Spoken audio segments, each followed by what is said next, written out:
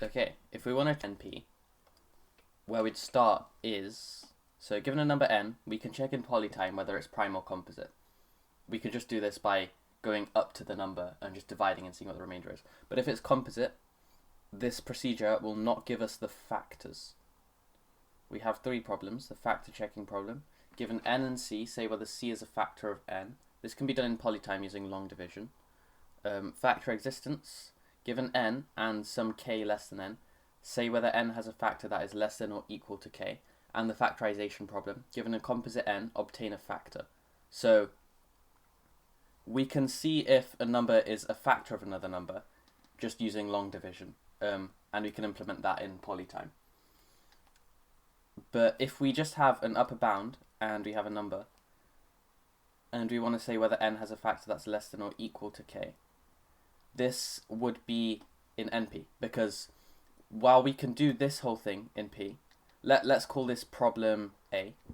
The factor existence problem is saying whether there exists a factor less than or equal to k. So say we had something like 100, and we wanted to say whether 100 has a factor that's less than or equal to 25. We wouldn't be able to do this in polynomial time, because we'd have to try it with 1, and then check, and then we'd have to do 2 and check. So to prove it's in NP, the definition of something in NP, or we can prove that language is in NP, or we can prove that a problem, more generally, is in NP by showing that there exists a polytime NDTM, or non-deterministic Turing machine, which decides it. So with NDTMs, we have this choose. We can use a choose. So what we could do is something like our initial state. We initially have a choose. So we can either have a choose 0 or a choose 1. And the idea is we can do this any number of times to have any number of possibilities. So maybe have a 0 and a 1 here, have a 0 and a 1 here. And the idea is eventually we can have as many sort of different paths in this NDTM as we want. So let's imagine we want to check up to k. So we're going to keep having these choose instructions until we have k states on this level. And then for each of these states, each of these can represent a different number that we're trying to check if it's a factor or not. So now we can take this number and we can feed it into A. A is our factor checking problem. So we feed it into A, feed this into A, do this for all of these different numbers we want to test up to k. So this will be checking if 2 is a factor, this will be checking if 3 is a factor, this will be checking if 4 is a factor, this will be checking if k minus 3 is a factor, this will be checking k minus 2, k minus 1, and finally this branch would be checking if k is a factor. So what we can do is we can generate all of these different possibilities, and then all we're essentially doing is we're just brute forcing. We're seeing, is this a factor? Is this a factor? Is this a factor?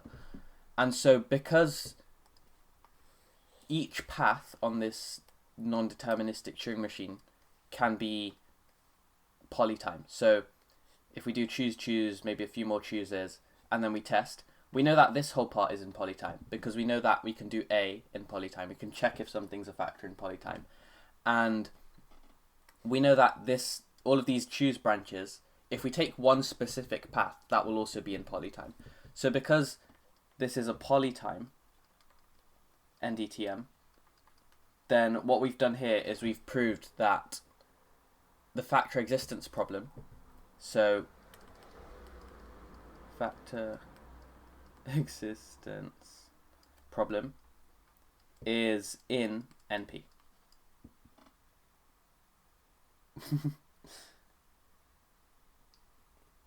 Yeah. So that's the NDTM definition. How do we know it's in polytime? So all we're doing here is we're just generating a random number from 0 to k. So to generate that random number, we have all of these different choose instructions, which are like the different combinations, the different ways we can reach it. So each of these paths will be we can run them in polynomial time, because say we choose 0, then we might choose 1, then we might choose 1 again. This will just take us down into some random branch, and this will be one of these states which we then check. So to actually get to these states here, we can do that in polynomial time, because it will take a certain number of steps which we can predefine, and that will be polynomial on k, because say we have a single choose instruction, choose 0 and choose 1. This gives us two possibilities. So one choose instruction gives us two possibilities. If we have then two layers of choose instructions, so now I have 0, 1, 0, 1. Now we have four possibilities. So two chooses gives us four possibilities. And if we have, let's say just some arbitrary value a chooses, then we get 2 to the power of a possibilities. So if the amount of possibilities we want is k, so if we want, say 2 to the power of a is k, then we can rewrite this as a equals log base 2 of k. So the number of chooses, the number of layers of choose instructions we need is at most log base 2 of k. So this will get us however many things we need. And so this is polynomial in k. We know this is polynomial in n because k is less than n, or less than or equal to n. So if it's polynomial in k, it's also poly in n. So the maximum number of steps we take to generate one possible thing that we're then going to test is log base 2 of k.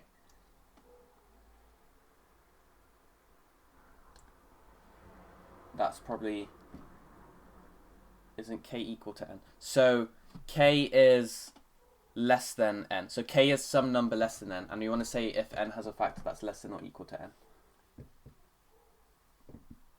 Yeah.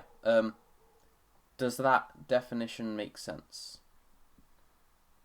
In terms of how we just create an NDTM. If we can draw out a polytime NDTM, this part sort of generates all the possibilities, and then this part just checks it. Then we've basically combined those two machines into one, and because this is polytime, it means that this problem's in NP. Can you explain the... Yeah. Okay, so yeah, that's the polytime NDTM definition. In terms of the other definition of NP, so the checking machine definition, this says that a language L belongs to NP when there's a polynomial P and a polytime Turing machine M called a checking machine, such that for any word W, this notation here just means the length of W. For any word W, the following are equivalent. So if W is in this language L, then there's also some word X of length P of W. P is just some polynomial function. P of W, of length W, sorry, such that M accepts the ordered pair WX. So when this holds, we say that X is a certificate for the word W, or X certifies that W is in L. So for all words in sigma star, I'm just trying to think of this. Okay, so if the word is in the language L, then this implies that a polynomial certificate of the word is in some language L prime. And so this kind of relates to reduction. If we can reduce a problem, if we can reduce an NP problem to this checking machine definition, then we can say this is also in NP. So the Sudoku solvability meets this definition. X is the candidate solution. So what we can say is with Sudoku solvability, say we have, or let's say something like 3CNF. If we have A and B and C, oh no, these need to be ORs, right? A or B or C, and B or C or D. Okay, let's say we had something like this, and we want to see what values this holds for. So if we have, So this by itself is in NP because we can't solve, we can't get a truth assignment of values of A, B, C, and D such that this is true in polynomial time. The only way we really know how to do it is to brute force, or to use something that's slightly better than brute force, like the Davis-Putman algorithm. But essentially, we cannot do this in polytime. So 3CNF is in NP. And to apply this checking machine definition to it, if we have the truth assignments, so if we know A is true, B is true, C is false, and D is false, we can plug these in and we can see if this is satisfied by this truth assignment in polynomial time. So if we have a truth assignment, we can do this in polytime. So the checking machine is a way of saying this is our certificate. This certifies that this is in the set of satisfiable problems. So this should actually be 3CNF sat. So this tells us if it's satisfiable or not. This is like we can generate a random solution. Yeah, so we can generate a random solution in NP, and we can check that in NP, and so we can solve it in NP. Yeah, that's a good way of putting it. We can just mash all of the machines together.